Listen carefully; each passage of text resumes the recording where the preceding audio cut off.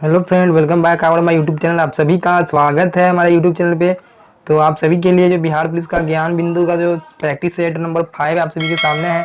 आप लोग काफ़ी दिनों से इस सेट का इंतजार कर रहे थे।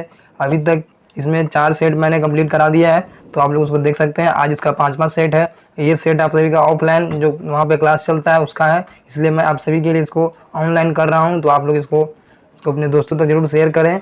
और इसका जो जो जो इसमें जितने भी सवाल, इसका पहला सवाल और इसका पीडीएफ मैं अपने टेलीग्राम पे अपलोड कर दूंगा।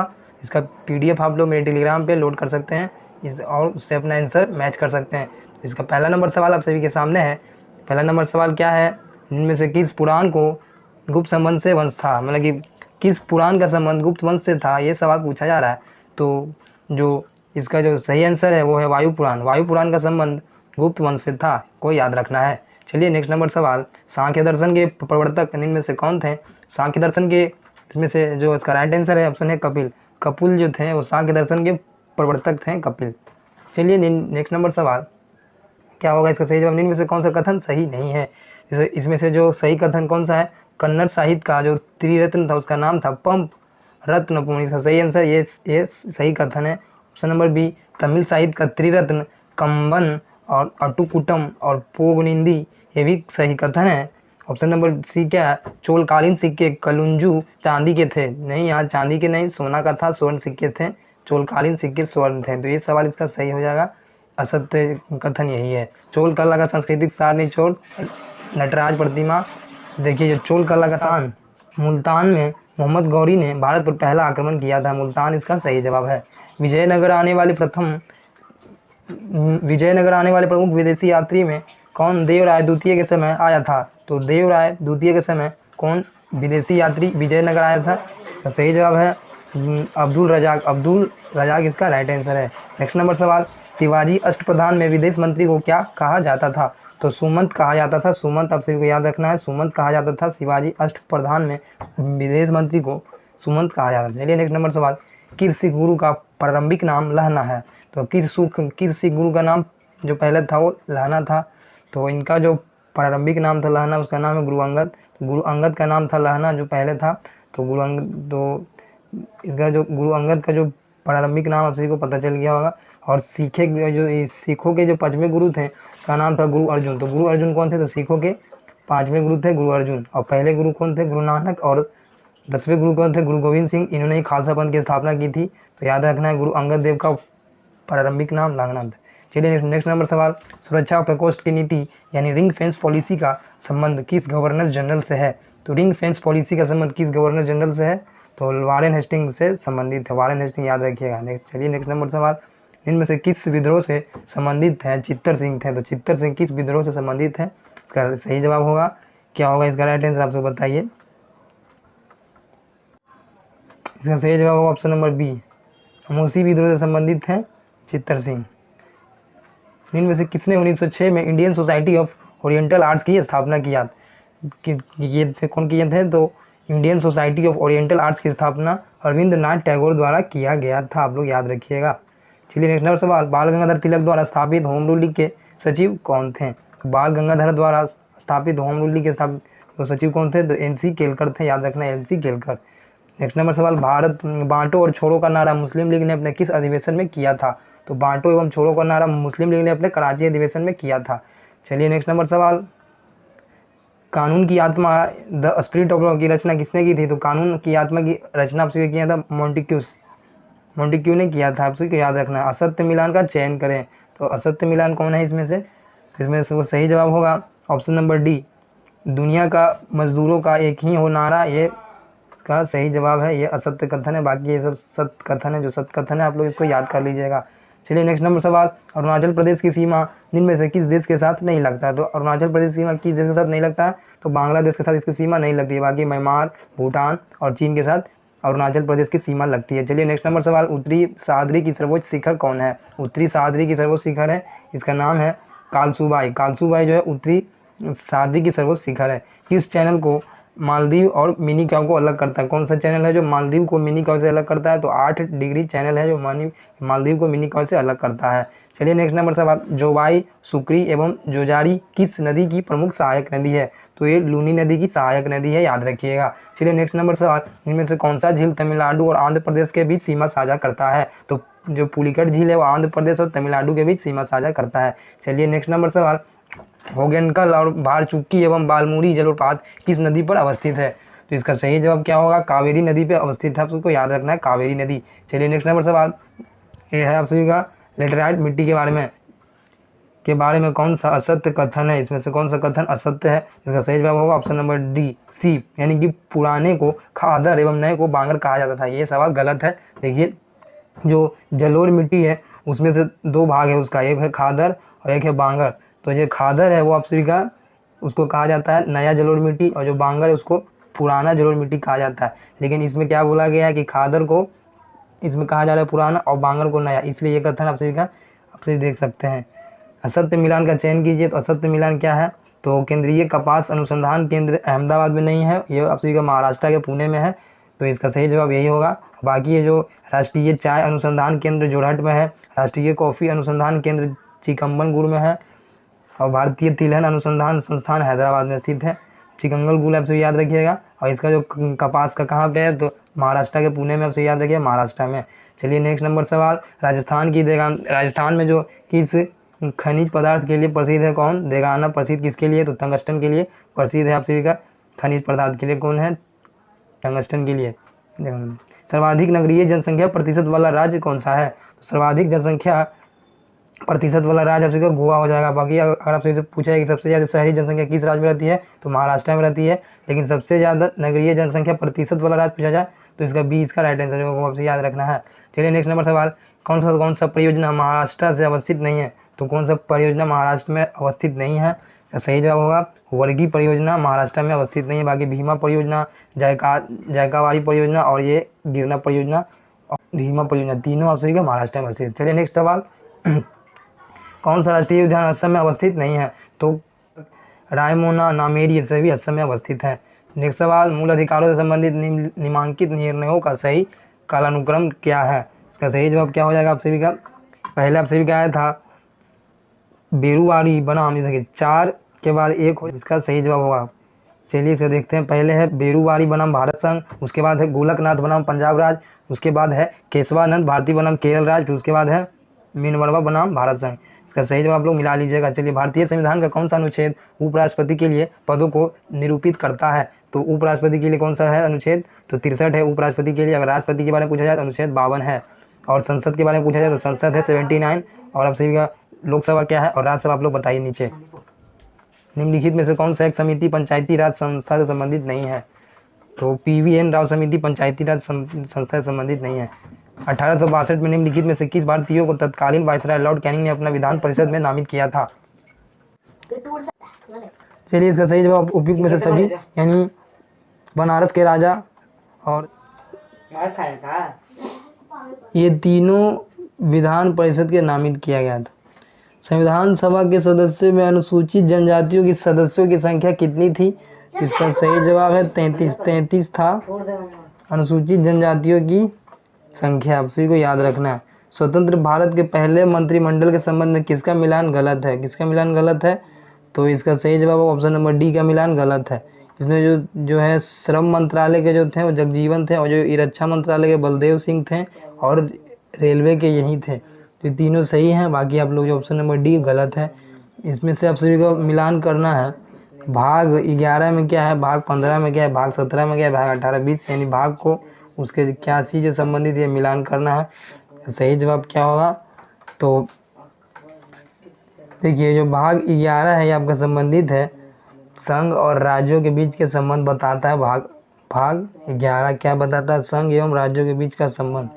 भाग 15 क्या बताता है आप सभी का? भाग 15 बताता है आप सभी का निर्वाचन के बारे में बताता है, भाग 15। भाग 17 बताता है, और ये भाग 17 है वो राजभाषा के बारे में बताता है, राज्य की भाषा। भाग 18 आप सभी का आपात के बारे में बताता है। भाग 20 संविधान में संशोधन के बारे में बताता है। इस हिसाब से इसको मिलान कर सकते हैं।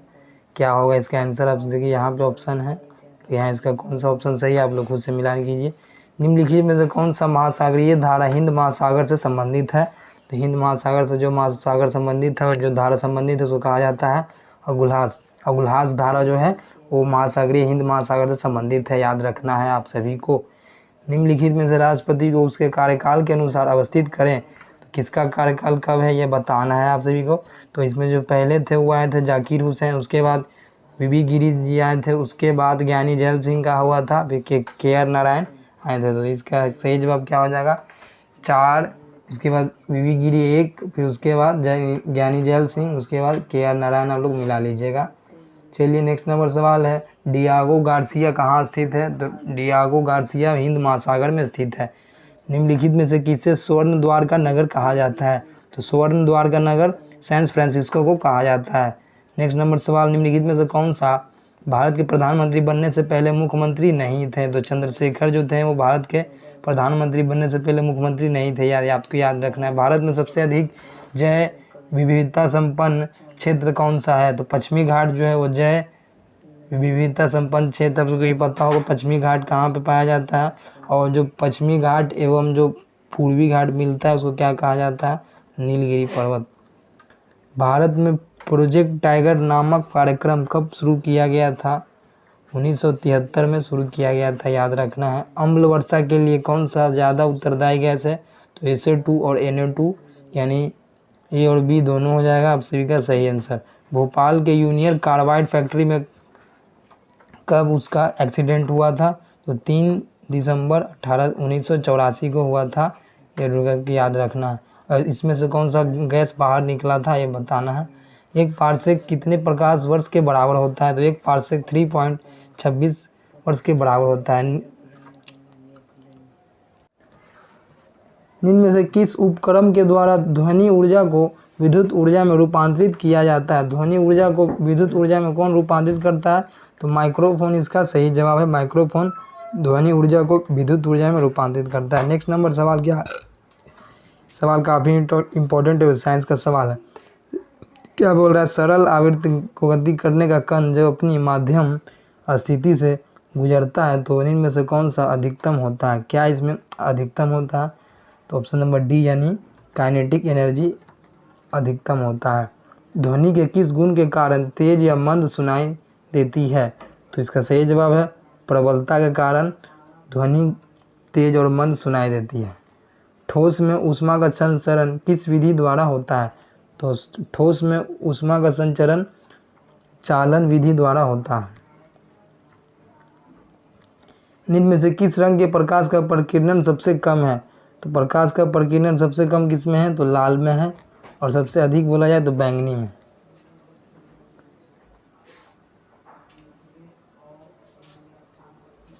देखिए सबसे अधिक आयन क्षमता किस किरण का होता है। सबसे अधिक आयन क्षमता अल्फा किरण का होता है।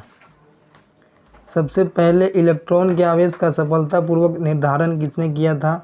सफलतापूर्वक जो आवेश का जो निर्धारण किया था वो मिलिकन किया था। मिलिकन याद रखिएगा, मिलिकन। किस तत्व का इलेक्ट्रॉन बंधुता सबसे अधिक होता है। तो क्लोरीन का जो इलेक्ट्रॉन जो बंधुता होता है सबसे अधिक होता है। इनमें से किस अम्ल को म्यूरेटिक अम्ल कहा जाता है। तो HCl को म्यूरेटिक अम्ल कहा जाता है, HCl याद रखना। LPG का प्रमुख घटक निम्न में से कौन सा है। तो LPG का जो प्रमुख घटक है उसे मीथेन कहा जाता है, मीथेन। देखिए ये सवाल मैं आप लोग सबसे जल्दी इसलिए करवा रहा हूँ क्योंकि ये सवाल आप सभी के लिए रिवीजन के लिए, और मैं जितना निम्न में से किसे प्रोड्यूसर गैस के नाम से जाना जाता है। किसे प्रोड्यूसर गैस के नाम से किसे जाना जाता है। तो SO+N2 को जाना जाता है प्रोड्यूसर के गैस के नाम से। चलिए नेक्स्ट नंबर सवाल आप सभी का, जितने साइंस के सवाल है सब इंपॉर्टेंट है। चलिए नेक्स्ट सवाल क्या है, मिलेराइट किसका अयस्क है। तो मिलेराइट निकेल का अयस्क है, याद रखिएगा। निकेल का अयस्क कौन है तो मैंने बता दिया। निकेल लाल ग्रंथि से कौन सा एंजाइम श्रवण नहीं होता है। तो इसमें से जो टाइलिन एवं मंद जो है वो लाल ग्रंथि से निकलता है, बाकी पेप्सिन जो है वो आप सभी का अमाशय द्वारा निकलता है। तो आप सभी को याद रखिएगा। चपटे कृमि का उत्सर्जन निम्न में से किसके द्वारा होता है। तो चपटे कृमि का उत्सर्जन किसके द्वारा होता है। इसका सही जवाब क्या है आप लोग बताइए। इसको कहा जाता है ज्वाला कोशिका। ज्वाला कोशिका चपटे क्रीम का उत्सर्जन किया करता है। आपको याद रखना है, चपटे क्रीम का उत्सर्जन किनके द्वारा होता है, तो ज्वाला कोशिका। इनमें से कौन सा कर्ण अस्थिया नहीं है, तो कर्ण अस्थिया कौन सा नहीं है, इसमें से सही जवाब होगा ह्यूमरस। ह्यूमरस जो है जो कर्ण अस्थिया नहीं है। इनमें से कौन सा मोनोसैक्राइड नहीं है, तो मोनोसैक्राइड आपका माल्टोज नहीं है, मोनोसैक्राइड आप सभी को बताना है। इसमें से कौन मोनोसैक्राइड है, तो फ्रुक्टोज, लैक्टोज, ग्लूकोज और ये सभी जो है जैसे भी मोनोसैक्राइड है कौन, फ्रुक्टोज। प्रोटीन शब्द का प्रयोग सर्वप्रथम किसने किया था, तो बर्जेलियस द्वारा प्रोटीन शब्द का प्रयोग किया गया था। काला जार किस परजीवी के कारण होता है, तो काला जार सभी का लिस्मेनिया डोनावानिया के कारण होता है। आप सभी को याद रखना है काला जार। उच्च श्वसन में कितना प्रतिशत ऑक्सीजन छोड़ा जाता है, तो उच्च श्वसन में 17% जो ऑक्सीजन है वो छोड़ा जाता है। आप सभी को याद रखना है 17%। कंप्यूटर का पितामह किसे कहा जाता है, तो चार्ल्स बेबेज को कहा जाता है कंप्यूटर का पितामह। भारत का पहला एक्वा पार्क किस राज्य में स्थापित किया जाएगा, तो भारत का पहला एक्वा जो पार्क है वो अरुणाचल प्रदेश में शुरू किया जा रहा है। चलिए, विश्व हिंदी सम्मेलन की मेजबानी करने वाला प्रशांत क्षेत्र पहला देश कौन है, तो इसका सही जवाब है फिजी। फिजी जो है पहला कर रहा है, तो याद रखना। इसरो के सबसे भारी रॉकेट LM-M3 M2 के ने कितने उपग्रहों को ऑर्बिट में स्थापित किया, तो इसरो द्वारा सबसे भारी रॉकेट जिसका नाम है MV-M3 M2 कितने उपग्रहों को ऑर्बिट में भेजा है, तो 36। तो ऑर्बिट द्वारा भेजा जाता है उपग्रह, तो 36 भेजा जा रहा है। चलिए, हाल ही में किसे BCCI के नए अध्यक्ष के रूप में चुना गया, तो ये सवाल काफ़ी आसान है। रोजर बिन्नी को चुना गया है BCCI के नए अध्यक्ष के रूप में।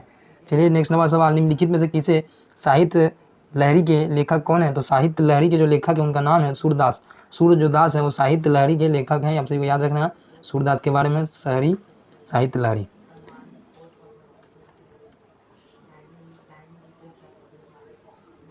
निम्न में से देश रत्न के नाम से किसे जाना जाता है, तो काफ़ी आसान सवाल है। राजेंद्र प्रसाद को देश रत्न के नाम से जाना जाता है।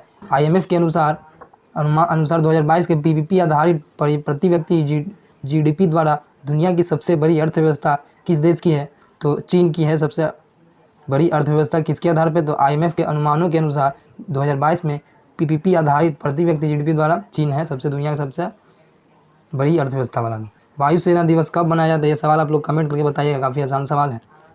विश्व व्यापार संगठन का स्थापना कब हुआ था, तो 1995 में हुआ था। आप सभी को याद रखना है।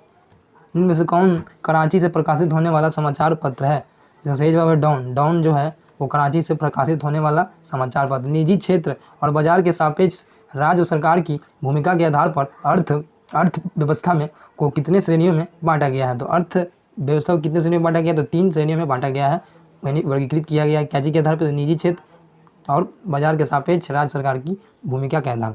जर्मन और पोलैंड के बीच कौन अंतर्राष्ट्रीय सीमा है, तो कौन अंतर्राष्ट्रीय में, तो हिडनबर्ग जो रेखा है वो जर्मन और पोलैंड के बीच अंतर्राष्ट्रीय सीमा। आप सभी को याद रखना है। राज्यसभा के लिए नामांकित होने वाला प्रथम महिला फिल्म अभिनेत्री कौन है, इसका नाम है नरगिस दत्त। आप सभी को याद रखना है, काफ़ी आसान सवाल है। ये सभी सवाल आप सभी को लूसेंट पे मिल जाएंगे। दक्षिणी ध्रुव पर पहुंचने वाला विश्व का प्रथम व्यक्ति कौन था, तो इसका सही जवाब है अमुंडसेन। जो अमुंडसेन है वो दक्षिणी ध्रुव पर पहुंचने वाले विश्व का प्रथम व्यक्ति। भारत में सबसे लंबा सड़क पुल कौन है, तो भारत में सबसे लंबा सड़क पुल है भूपेन हजारिका सड़क पुल, जो कि असम में है, तो याद रखना है।